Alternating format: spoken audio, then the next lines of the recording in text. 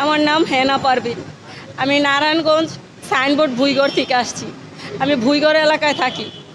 আমি একটা চায়ের দোকানদার, পেশায় আমি চায়ের দোকানদার। আমার পরিবারে শুধু আমার মা আছে, আর আমার মায়ের আমার চালাইতে হয়। আমার মাও অসুস্থ। আমার মা শ্বাসকষ্টের রুগী, উনি ওষুধ ছাড়া থাকতে পারে না। ওনারে ওষুধ না খাওয়াইলে উনি অনেক বেশি অসুস্থ হয়ে পড়ে। কিন্তু আমার দোকান কারফিউতে চায়ের দোকানটা বন্ধ। এই দোকান বন্ধ থাকার কারণে আমি এখন খায়া না খায়া দিন কাটাইতেছি। আমি পারি না উঠা দাঁড়াইতে, বিছনা থেকে মাথা ঘুরায় পড়ে যাই। আমি যে এই মুহূর্তে বলতেছি, কথা বলতেছি, আমি জ্বর নিয়ে আসছি। জ্বর সর্দিতেও আমি কথা বলতে পারতেছি না, তবু আমি এখানে আসছি আপনাদের কাছে সাহায্যের জন্য। আমি কিডনি বিক্রি করতে চাই না, কিন্তু অনেক কষ্টে পড়ে আমি কিডনি বিক্রির সিদ্ধান্ত নিছি।